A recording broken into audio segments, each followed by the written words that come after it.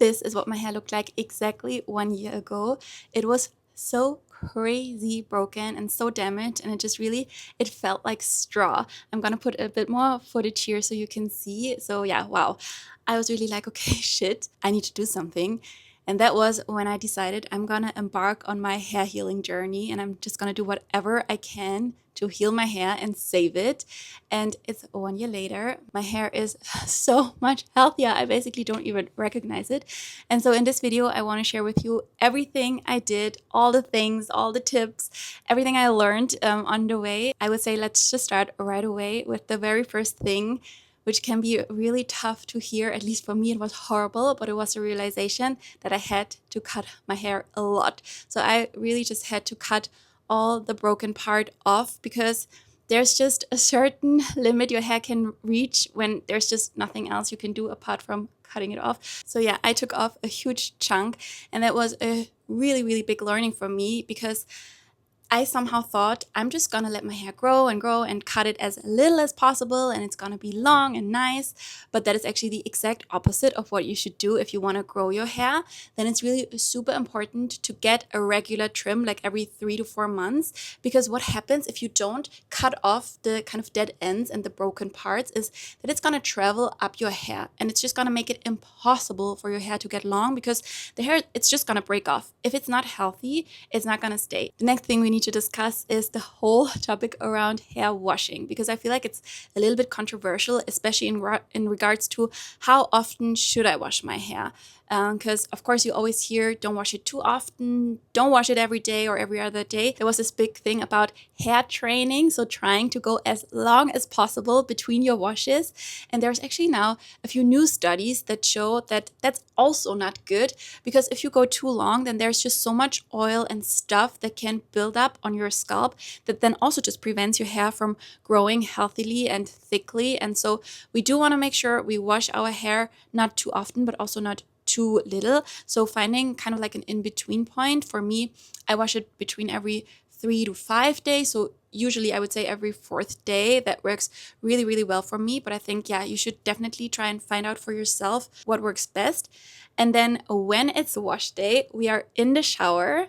What we're gonna do, of course, first thing is to shampoo, and we're only applying our shampoo onto the scalp. So not massaging it into our lengths. We're gonna leave our lengths completely alone, and we wanna do the whole thing twice. So I always double shampoo, because it really helps with, yeah, just cleansing your hair properly.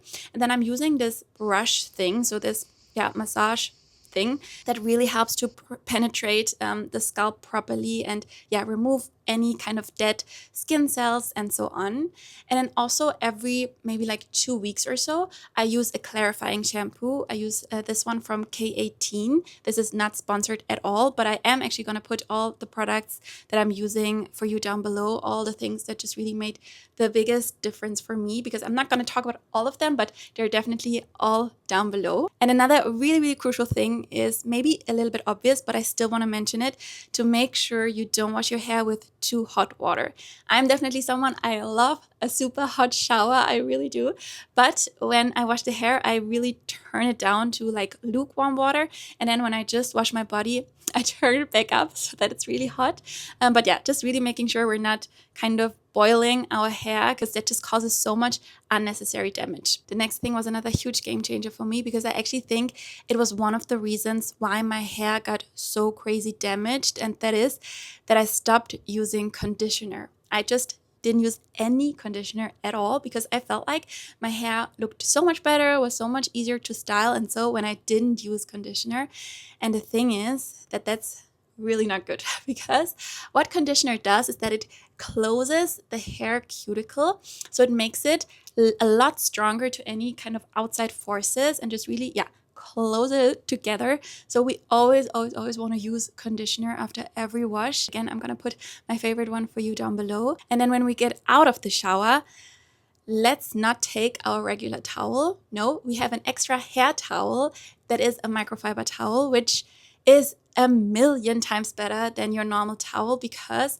it's a lot softer. So again, it doesn't cause any unnecessary breakage, but it also soaks in so much more water. So already it just takes away a lot of the water. And the thing is, we want to try to get our hair as quickly as we can dry again, because when it's wet, it's in its most fragile state. So it's the most sensitive it can be. And that also means that we do not brush our hair when it's wet. No brushing, because if we do that, we can just really break the hair so much. So when it's wet, being as delicate as you can. And instead of the brush, we're gonna reach to our blow dryer. And this really messed with my mind because I couldn't believe this is true, but it really is. Blow drying is better than air drying. I really thought, like, why? That makes no sense at all. But there are a few reasons. One of them is, like we talked about with the hair cuticle closing, when you blow dry it, you help with that closing. So we help the hair to really be nice and strong and in its kind of like normal state. And also, like we also just talked about, we just bring it back into a dry state as quickly as possible. So we minimize the time that the hair is wet, where a lot of things can happen. Maybe you touch your hair a lot, or it just rubs against something like a pillow. Never ever are we gonna go to bed with wet hair. That is probably like the death sin to your hair. Always making sure your hair is dry, and then wearing a protective hairstyle. So I usually braid my hair or put it up in a high bun with a claw clip. So making sure it's together, not super tight, but nicely together so it's not flying around. And then we have a silk pillowcase that also helps with just preventing any unnecessary like friction to the hair, because I do think we move our head much more than we think during the night. And so a silk pillowcase is really amazing. I can highly recommend the ones from Slip. They really make the best products. They also kindly actually sent me some things. They sent me these hair ties and a sleeping mask, and especially the hair ties I am obsessed with. I started using only the silk hair ties because they do not break our hair when we have it in a ponytail. And another important point on that is that we want to try as best as we can to switch up our hairstyles. I know there's a huge talk about avoiding these very sleek back hairstyles because it's too tight for the hair. And I do agree, it's probably not the best way to wear your hair, but I think if you do it once in a while, it's not gonna like break your hair like crazy.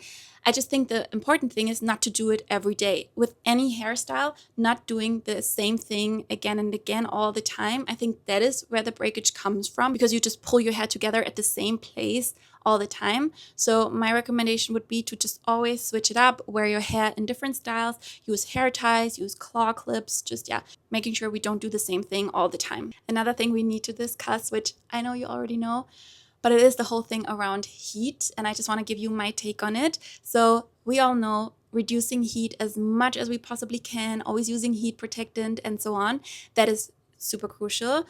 In my opinion, it is not necessary to eliminate all heat. I set for myself the rule to use heat twice a month if there's like a special occasion or something, because I just also really love to style my hair. So I still do it. I just try to do it as little as possible and then be super careful, making sure your hair is always dry when you use a styling tool. But in general, I just do as much as I can heatless curls. And this, by the way, is also the result of my heatless curls. I've filmed a whole video that I'm linking for you here where I show you my exact technique, because I swear to you, it works like a charm. If you are one of the girls who says heatless curls don't work for me, please, please, please watch this video and give it a try, because I've also been trying it with my friends and it just works for everyone that I've tried it with. So give it one more try, because it's just the best thing to do ever for your hair. The next thing you for sure already heard about a million times is the hair oiling. And I am definitely on this trend. I do think it makes a huge difference. I'm using the Fabelent Mane Hair Oil, and I go in my hair every time before I wash my hair, maybe like 5 hours or so before. I part my hair into sections, and then I go in with the hair oil and apply it directly onto the scalp, let it sit for a few hours, and then I wash it out. And I could really, really see a difference in my scalp health, because I used to have a really dry and sometimes itchy or flaky scalp, and that just changed completely since I'm hair oiling. So it does feel like my scalp is a lot healthier, and it is just fact that hair health starts from the scalp, from like where it grows. So we want to make sure we take care of our scalp as best as we can. Also, massaging the scalp. I try to do this as regularly as I can. Whenever I think about, I just go in with my fingers and just give myself a nice like head massage, because it helps with stimulating our hair follicles. So it really promotes healthy, thick hair growth, and that's what we want, right? So whenever you think about it, give yourself a nice little massage. It's time to address the elephant in the room, which is the whole topic around bleaching. Because so I used to be a huge bleach girl. I have been bleaching my hair probably my whole life. Okay, not my whole life, but I think since I was 15, I've been getting blonde highlights because my natural hair color is actually quite dark, and it got darker over the years. So I was just also bleaching more and more and more. I think in the end, I went to the hairdresser every 2 months to get my roots touched up. And I do think that was one of the reasons why my hair got as bad as it did last year. Because what happens, I think, when you just bleach too often also, even though you only do the roots, I think automatically you're also getting the hair that is already bleached. So it just gets kind of like double or triple bleached. And I do think that was the case for me. And yeah, it just really unfortunately is the worst things we can do to our hair is bleaching.